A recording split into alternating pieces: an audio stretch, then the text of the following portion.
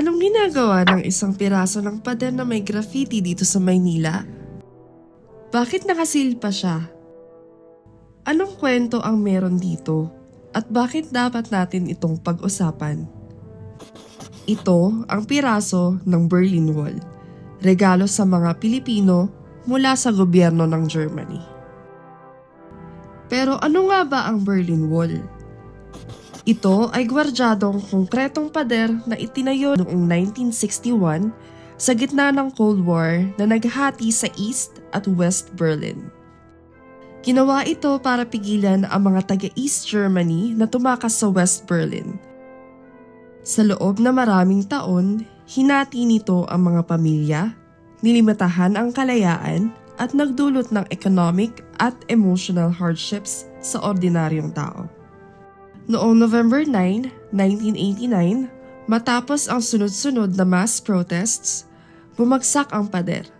Isang East German official ang nagkamaling mag-announce na lifted na agad ang travel restrictions. Dahil dito, libo-libong tao ang dumagsa sa border crossings. Nalito ang gwardya at binuksan ang gates. Umakyat ang mga tao sa pader at unti-unting winasak ang simbolo ng pagkakahati. At last, noong 1990, tuluyang nag-reunite ang Germany. Ngayon bilang mga Pilipino, ano kaya ang lessons na mapupulot natin dito? Wala man tayong literal na pader tulad nito, pero parang meron tayong invisible wall. Sa kasalukuyang political landscape, hati-hati tayo. Minsan by political colors, minsan by ideology, madalas by loyalty sa mga politiko at personalities.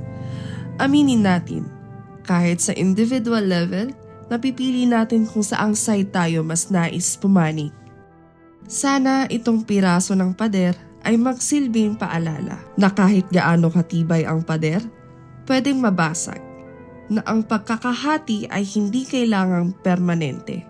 Mahalaga ang pag-uusap, pagiging objective, at pag-focus sa kung ano talaga ang makakapagpaunlad sa atin bilang bayan. Baka ang tanong ay hindi lang, anong ginagawa ng piraso ng pader na may graffiti dito sa Maynila? Kundi, ano ang ginagawa natin para wasakin ang sarili nating invisible walls sa kaisipan na nagpapahati-hati sa atin bilang bayan?